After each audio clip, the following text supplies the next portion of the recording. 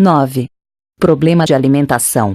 Enlevado na visão dos jardins prodigiosos, pedi ao dedicado enfermeiro para descansar alguns minutos num banco próximo. Lhes exanuiu de bom grado. Agradável sensação de paz me felicitava o espírito. Caprichosos repuxos de água colorida zigue-zagueavam no ar, formando figuras encantadoras. Quem observa esta colmeia imensa de serviço, ponderei, é induzido a examinar numerosos problemas. E o abastecimento? Não tenho notícia de um Ministério da Economia. Antigamente, explicou o paciente interlocutor, os serviços dessa natureza assumiam feição mais destacada. Deliberou, porém, o atual governador atenuar todas as expressões de vida que nos recordassem os fenômenos puramente materiais. As atividades de abastecimento ficaram, assim, reduzidas a simples serviço de distribuição, sob controle direto da governadoria. Aliás, a providência constitui medida das mais benéficas. Rezam os anais que a colônia, há um século, lutava com extremas dificuldades para adaptar os habitantes às leis da simplicidade. Muitos recém-chegados ao nosso lar duplicavam exigências. Queriam mesas lautas, bebidas excitantes, dilatando velhos vícios terrenos. Apenas o Ministério da União Divina ficou imune de tais abusos, pelas características que lhe são próprias. No entanto, os demais viviam sobrecarregados de angustiosos problemas dessa ordem. O governador atual, todavia, não poupou esforços. Tão logo assumiu obrigações administrativas, adotou providências justas. Antigos missionários, daqui, puseram-me ao corrente de curiosos acontecimentos.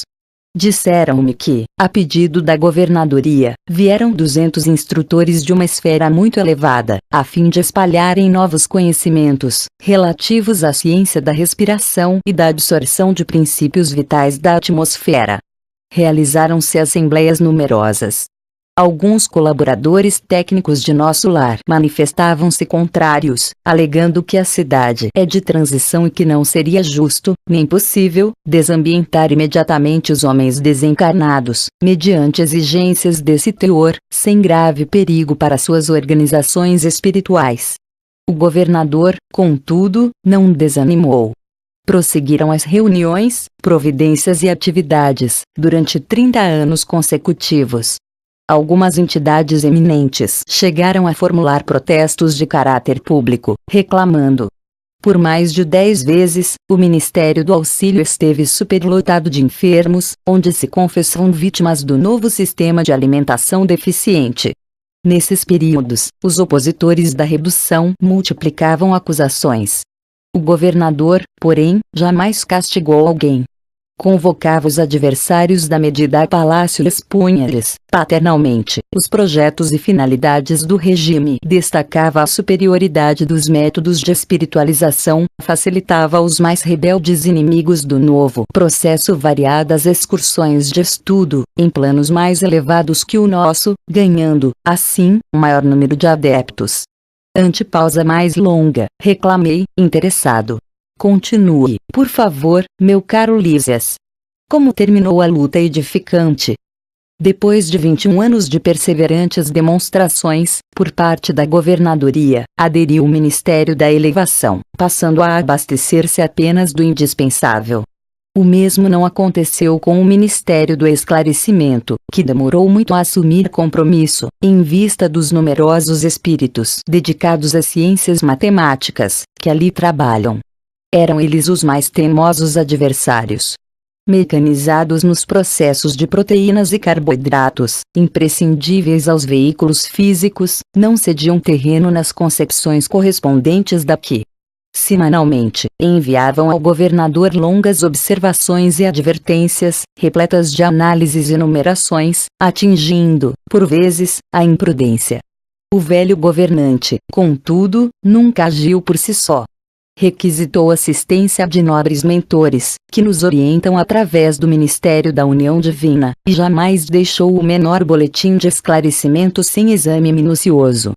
Enquanto argumentavam os cientistas e a governadoria contemporizava, formaram-se perigosos distúrbios no antigo Departamento de Regeneração, hoje transformado em Ministério. Encorajados pela rebeldia dos cooperadores do esclarecimento, os espíritos menos elevados que ali se recolhiam entregaram-se a condenáveis manifestações. Tudo isso provocou enormes cisões nos órgãos coletivos de nosso lar, dando ensejo a perigoso assalto das multidões obscuras do umbral, que tentaram invadir a cidade, aproveitando brechas nos serviços de regeneração, onde grande número de colaboradores entretinha certo intercâmbio clandestino, em virtude dos vícios de alimentação. Dado o alarme, o governador não se perturbou. Terríveis ameaças pairavam sobre todos. Ele, porém, solicitou audiência ao Ministério da União Divina e, depois de ouvir o nosso mais alto conselho, mandou fechar provisoriamente o Ministério da Comunicação, determinou funcionassem todos os calabouços da regeneração, para isolamento dos recalcitrantes, advertiu o Ministério do Esclarecimento, cujas impertinências suportou mais de 30 anos consecutivos, proibiu temporariamente os auxílios às regiões inferiores e, pela primeira vez na sua administração, mandou ligar as baterias elétricas das muralhas da cidade, para a emissão de dardos magnéticos a serviço da defesa comum. Não houve combate, nem ofensiva da colônia, mas resistência resoluta.